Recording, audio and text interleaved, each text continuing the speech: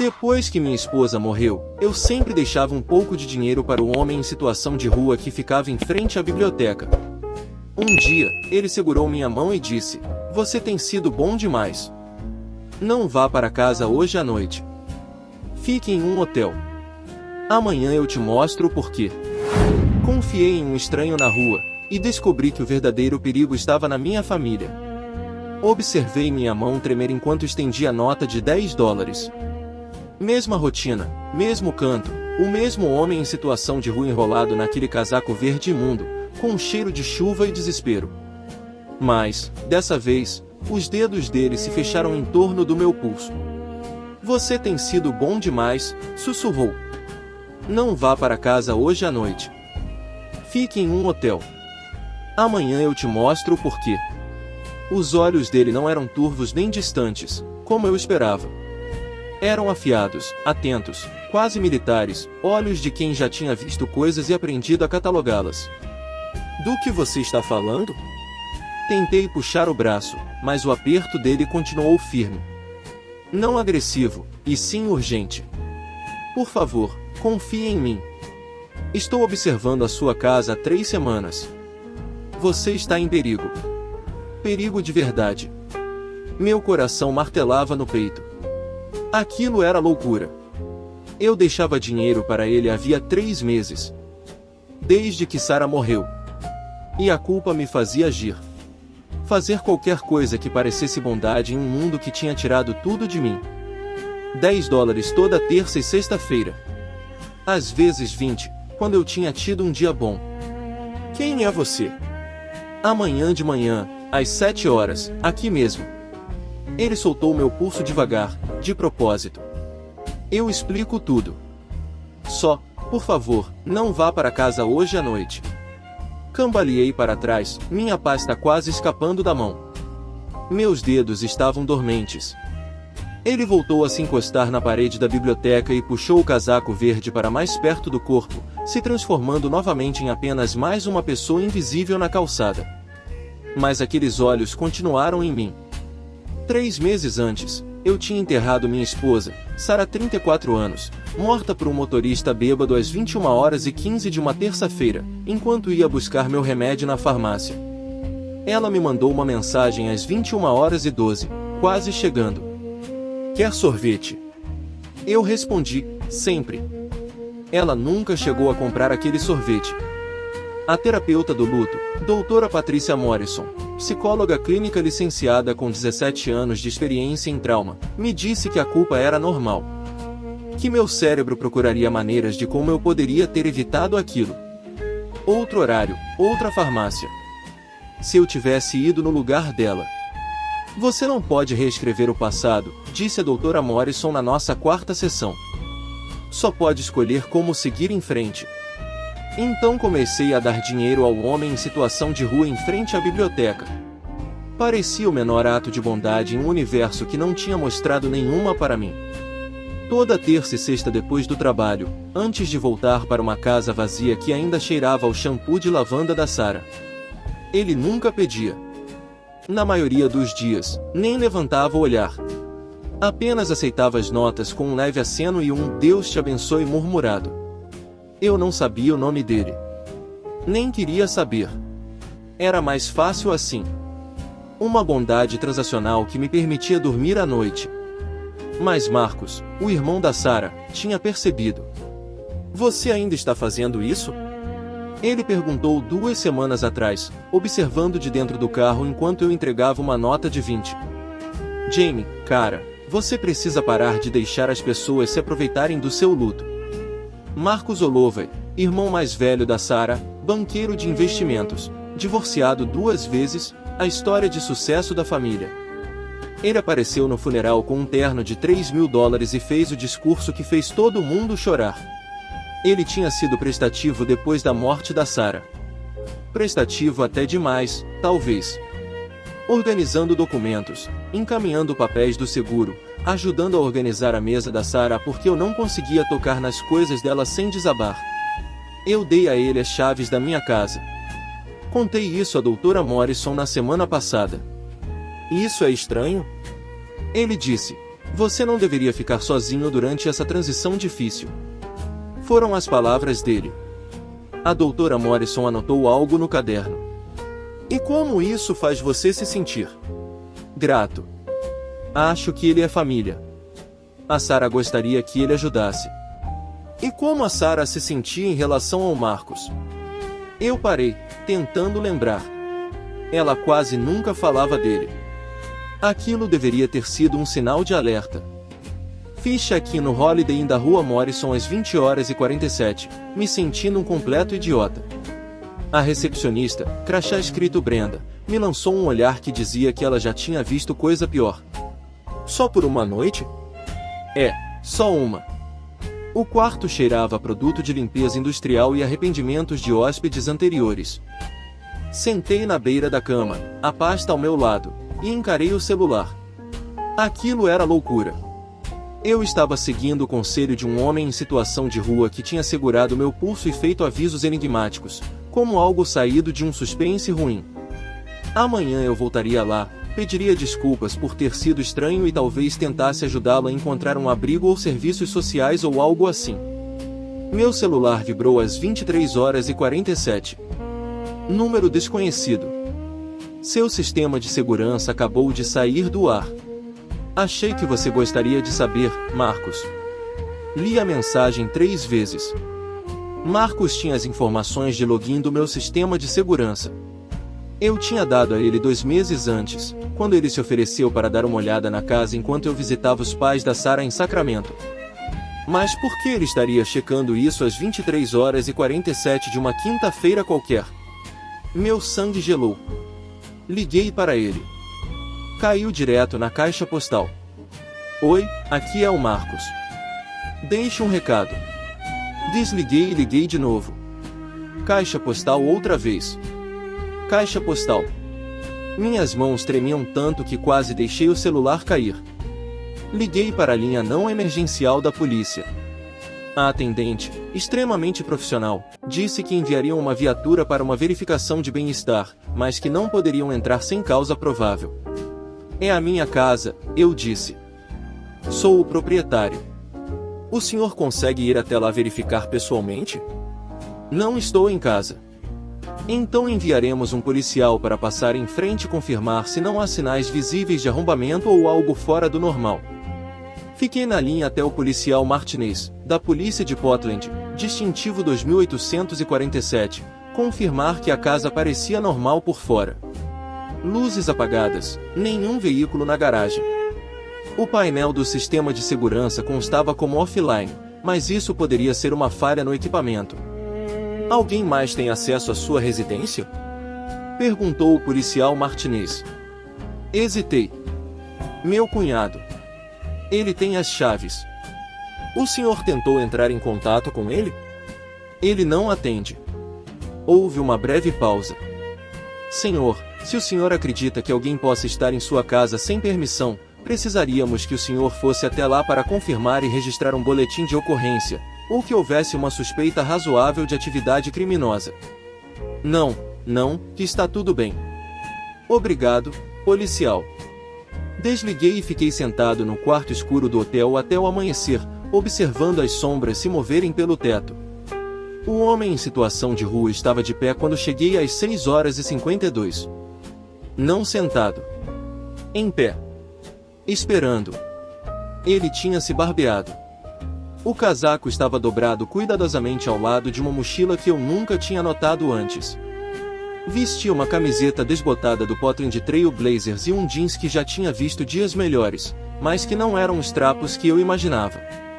Meu nome é Dennis Park, disse ele. Ex-detetive do Departamento de Polícia de Portland. 23 anos de serviço. Distintivo 1847. Aposentado em 2019. Fiquei encarando, sem reação. Ele tirou uma carteira de couro gasta e abriu. Um crachá oficial da polícia de Portland. Detetive Dennis Park. A foto mostrava uma versão mais jovem dele. Barba feita, corte militar, olhar afiado. Perdi minha aposentadoria no divórcio, continuou Dennis. A voz agora era diferente. Clara. autoritária. O advogado da minha ex-mulher era melhor que o meu. Perdi a casa também. Depois disso, perdi a vontade de lutar. Ele fechou a carteira com cuidado. Mas nunca perdi meus instintos. O que isso tem a ver com o fato de seu cunhado ter estado na sua casa 4 vezes nas últimas 2 semanas? Sempre à noite. Sempre quando você fica até mais tarde no trabalho. Dennis puxou um celular, mais novo do que eu esperava. Um Samsung Galaxy. Comecei a documentar na segunda vez. Achei que tinha algo errado. Tentei denunciar antes, acrescentou. Mas ninguém leva a sério um morador de rua sem provas sólidas. Ele me entregou o telefone. Imagens de câmera de segurança. Granuladas, mas inconfundíveis. Marcos, na minha sala de estar. Horário, 2h34 da madrugada. A luz da sala estava acesa, e uma pequena câmera externa, posicionada discretamente para a janela, capturava tudo. Ele vasculhava a escrivaninha antiga da Sarah. A de madeira de cerejeira que a avó dela tinha deixado como herança. Ele usava luvas. Como você? Eu durmo ali, disse Dennis, apontando atrás de mim. Na entrada daquele sebo fechado do outro lado da rua. Eu vejo tudo neste quarteirão. Estou ali desde junho. Você começou a me notar em setembro. Meu estômago afundou. A noite passada foi diferente, continuou Dennis, com o maxilar tenso. Ele trouxe outros 2 homens. Eles desligaram o sistema de segurança pelo painel externo. Eu gravei tudo. Ele passou para outros vídeos. Marcos e 2 homens que eu nunca tinha visto. Um deles carregava ferramentas. O outro segurava uma lanterna. Horário, 23h52. 5 minutos depois da mensagem que o Marcos me mandou. Ele está procurando alguma coisa, disse Dennis em voz baixa. Documentos, provavelmente. Papéis legais, apólices de seguro, escrituras. Sua esposa tinha dinheiro, não tinha? O fundo fiduciário. A avó da Sarah tinha morrido quando ela tinha 16 anos e deixou para ela $847 mil em um fundo fiduciário que passou a estar disponível quando Sarah completou 30 anos. Nós nunca tínhamos tocado nesse dinheiro. Sarah queria usar para a faculdade dos nossos filhos no futuro ou, talvez, para uma casa de férias quando nos aposentássemos. Marcos sabia disso. Ele tinha feito uma piada na festa de 30 anos da Sarah, dizendo que agora ela era oficialmente rica e que não podia esquecer do irmão mais velho quebrado. Sarah tinha rido, mas apertou minha mão com força debaixo da mesa. Ele acha que eu não sei, sussurrei. O fundo, nós mantivemos em uma conta separada. A Sarah cuidava de tudo. Eu nem sei quais são os dados de acesso. Dennis assentiu lentamente. Ele está planejando forjar documentos. Fazer parecer que ela deixou o dinheiro para ele antes de morrer, ou que vocês 2 concordaram em dividir os bens do espólio, e que você está abalado demais pelo luto para lembrar com clareza. Ele me entregou um pequeno pendrive. Está tudo aqui. Os vídeos, os horários, o áudio da semana passada, quando cheguei perto o suficiente para gravar ele falando com alguém ao telefone sobre resolver isso antes do fechamento do inventário. Minha visão ficou embaçada de raiva. Por quê? Minha voz falhou. Por que você está me ajudando? Dennis ficou em silêncio por um longo momento. Porque passei 23 anos vendo pessoas roubarem umas das outras, e quando perdi tudo, ninguém me ajudou. Ele desviou o olhar. Talvez eu não consiga consertar minha própria vida, mas ainda posso fazer isso. Então, já entrei em contato com uma advogada antiga. A advogada foi direta. Temos material suficiente. Catherine Brennan, sócia do escritório Brennan e Associates. 15 anos de experiência em direito sucessório. Ela tinha cuidado do fundo fiduciário da avó da Sarah originalmente e nos ajudou a atualizar nossos testamentos 2 anos antes. Isso é fraude. Tentativa de fraude, no mínimo. Invasão de domicílio. Conspiração. Ela espalhou as capturas de tela impressas pela mesa da sala de reuniões. O áudio dele falando sobre limpar o inventário. Isso é admissível no Oregon, que permite gravação com o consentimento de apenas uma das partes, se o Dennis fazia parte da conversa ou se ela ocorreu em um espaço público. Ele não fazia parte da conversa, eu disse. O Marcos estava ao telefone. Isso aconteceu em um espaço público, onde não havia expectativa razoável de privacidade.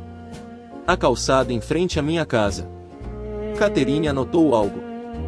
Dá para trabalhar com isso. Além disso, você tem provas em vídeo de entrada não autorizada com ferramentas claramente criminosas. Isso é mais do que suficiente para o promotor. A detetive Sarah Walsh, 18 anos do Departamento de Polícia de Portland, atualmente designada para crimes de colarinho branco, concordou. Ela se sentou à minha frente na sala de interrogatório C da Central, analisando as gravações do Dennis em seu laptop. Seu cunhado é um idiota, disse ela, sem rodeios. Esse tipo de gente documenta tudo sozinha. Mensagens, ligações, vídeos. Eles acham que são mais espertos que o sistema. Ela levantou os olhos. Você quer prestar queixa? Sim. Você quer que ele seja preso? Pensei na Sarah. Em como ela sempre dizia que o Marcos era complicado.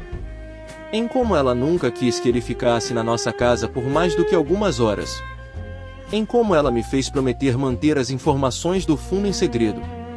Ele roubou as chaves da minha esposa na funerária, eu disse em voz baixa. Foi assim que ele entrou na casa da primeira vez. Enquanto ela estava deitada no caixão, ele revirou a bolsa dela. A expressão da detetive Walsh não mudou, mas algo piscou em seus olhos.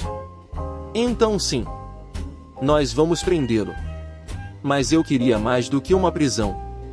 Eu queria que o Marcos sentisse o que eu senti ao ver alguém em quem confiava destruir tudo. Então, liguei para ele. Oi, Marcos. Preciso de ajuda com alguns papéis da Sarah. O banco precisa de assinaturas para transferência do fundo fiduciário, e eu estou completamente perdido. Você pode passar aqui sábado de manhã? Talvez por volta das 10?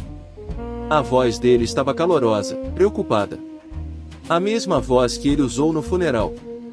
Claro, Jamie. O que você precisar, irmão? Estarei aí.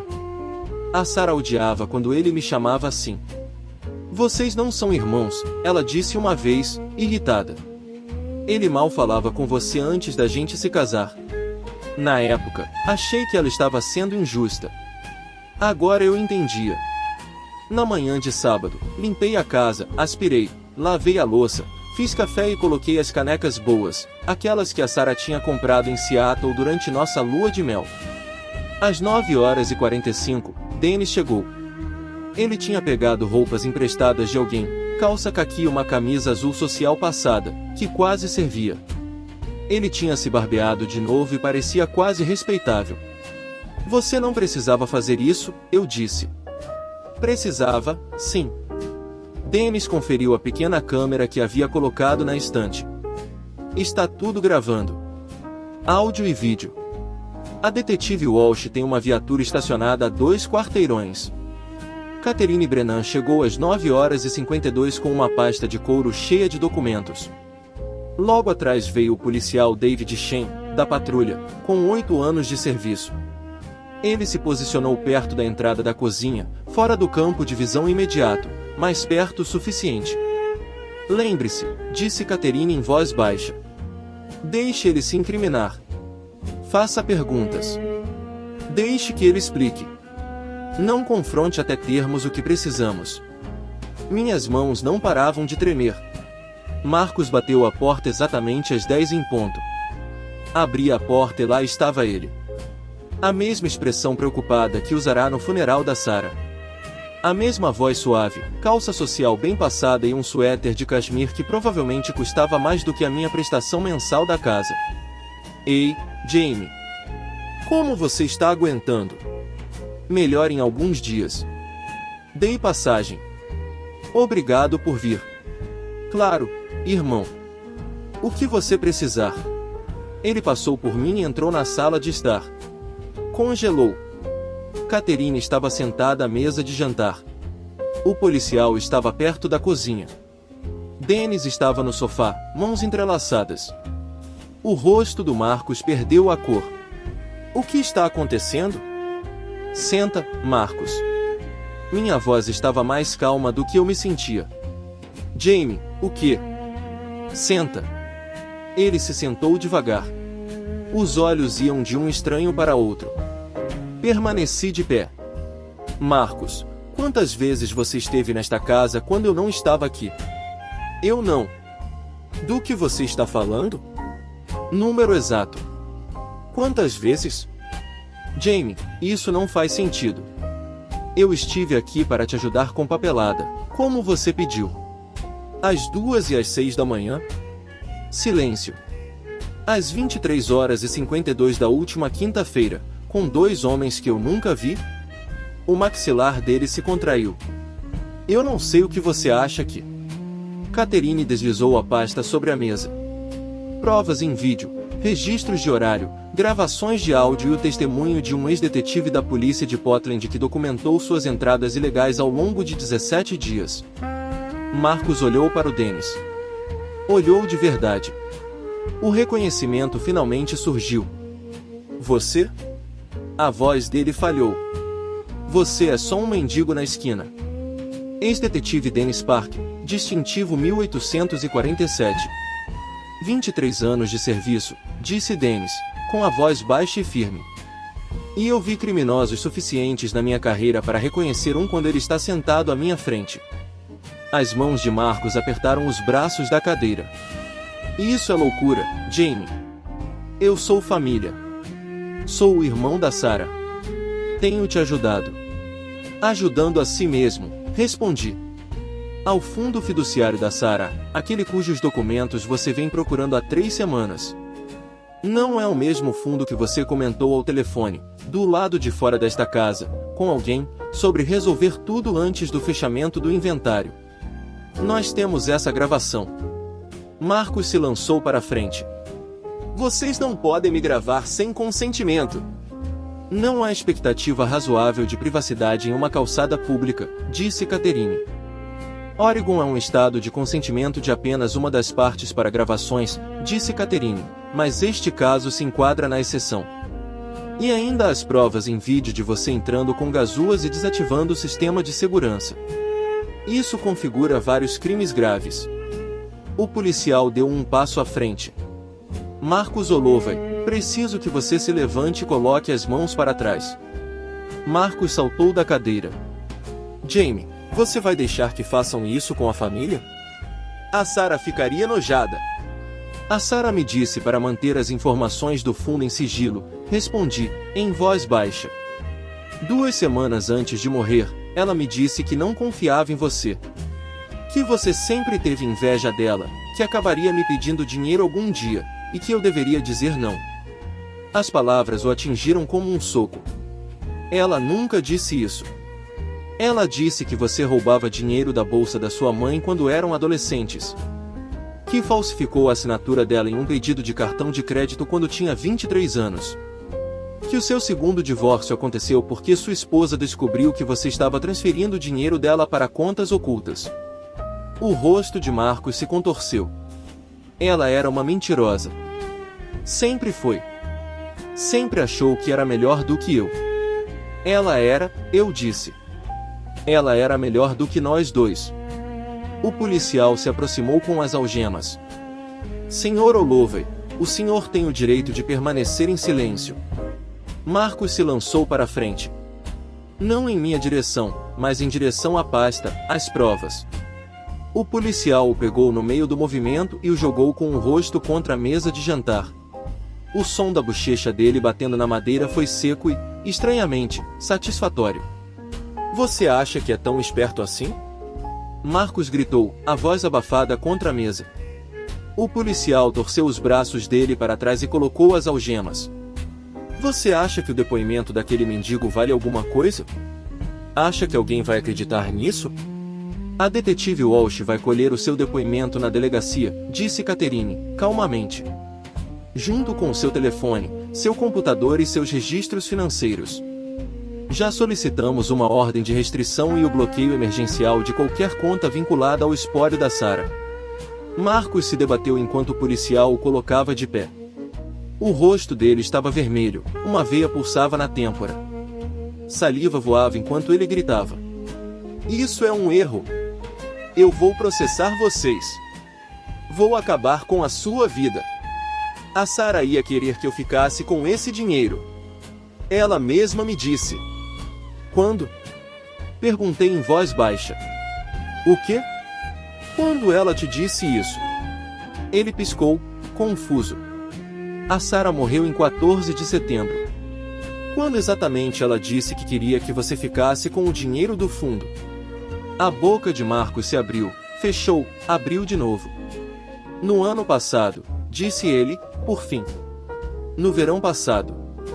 "Nós estávamos na Itália no verão passado", respondi. "Do dia 10 de junho ao dia 2 de julho, comemorando nosso aniversário." Peguei o celular e mostrei as fotos. Sarah em frente ao Coliseu. Sarah tomando sorvete em Florença. Sarah rindo no quarto do hotel em Veneza. Dia após dia, a mentira foi desmoronando no rosto dele. O policial o empurrou em direção à porta. "Vamos!" Marcos se debateu, girou o corpo. O ombro bateu no batente da porta e ele uivou. "Eu sou família.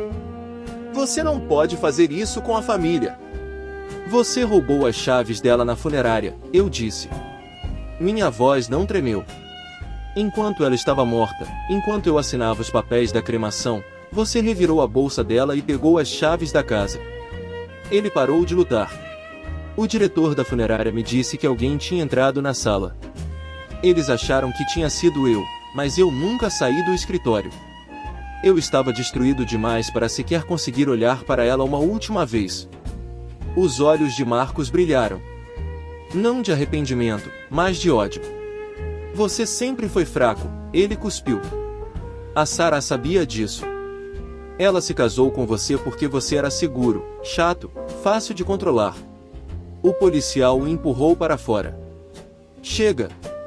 Mesmo assim, Marcos continuou gritando enquanto era arrastado pelos degraus da varanda, falando de injustiça, traição familiar, advogados, processos e de como eu me arrependeria disso. A porta da viatura bateu com força, abafando sua voz. Fiquei parado na porta, observando o carro se afastar. Minhas pernas estavam fracas, o peito apertado. Catherine tocou meu ombro. "Você fez a coisa certa." "Eu me sinto mal." "É normal." Ela me entregou um cartão de visitas. "Consultório da doutora Morrison. Ela trabalha com terapia de trauma. Isso vai piorar antes de melhorar." Eu já tinha o cartão da doutora Morrison, mas peguei aquele mesmo assim. Dennis estava guardando o equipamento da câmera quando voltei para dentro. "E agora?" perguntei. "A detetive Walsh vai processar tudo. O promotor decide as acusações. Pode ser invasão de domicílio, tentativa de fraude, conspiração, roubo de identidade, se ele tentou acessar alguma conta." Dennis fechou o zíper da bolsa. "Com as provas que temos, ele pode pegar prisão." "E você?" perguntei. Dennis parou. "O que tem eu? Do que você precisa? Dinheiro? Moradia? Eu posso ajudar. Eu não preciso de caridade." "Não é caridade. É pagamento." Cruzei os braços. "Você me salvou de perder tudo que a Sarah deixou. Você me deu provas quando eu não tinha nada. Isso vale muito mais do que $10 numa esquina." Dennis ficou em silêncio por um longo momento. "Existe um programa de abrigo para veteranos que ajuda ex-agentes da lei a se reerguerem. Estou na lista de espera há 4 meses." "Qual é o nome do programa?" "Portland Shield Initiative. É administrado pela capitã Patricia Morrison, ex-fuzileira naval." A irmã da doutora Patricia Morrison, a terapeuta do luto, me contou sobre isso. Encontrei o número. "Deixe-me fazer uma ligação." 3 meses depois, Marcos se declarou culpado por invasão de domicílio, tentativa de fraude e conspiração para cometer roubo de identidade. 2 anos de prisão, 5 anos de liberdade condicional, restituição integral, pagamento de custas legais e uma ordem de restrição permanente. O advogado dele tentou alegar luto e lealdade familiar como fatores atenuantes.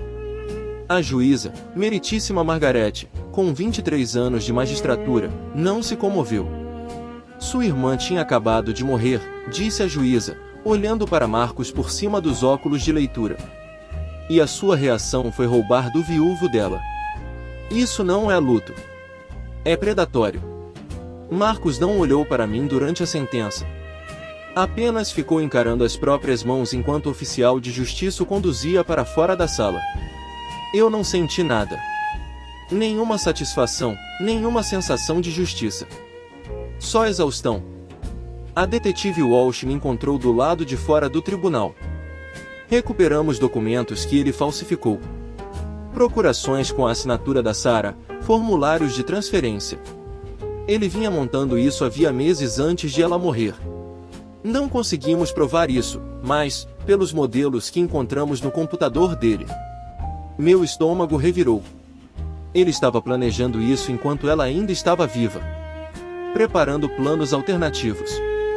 A expressão da detetive Walsh ficou sombria.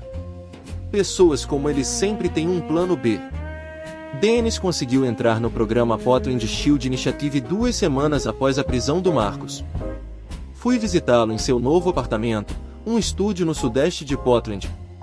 Pequeno, mas limpo. Ele tinha pendurado na parede as condecorações da época em que era policial. Você não precisava ter mexido os pauzinhos, ele disse. Eu não mexi, respondi. Só contei a Capitã Morrison o que você fez. A decisão foi dela. Dennis apontou para a cafeteira. Quer um café? Claro.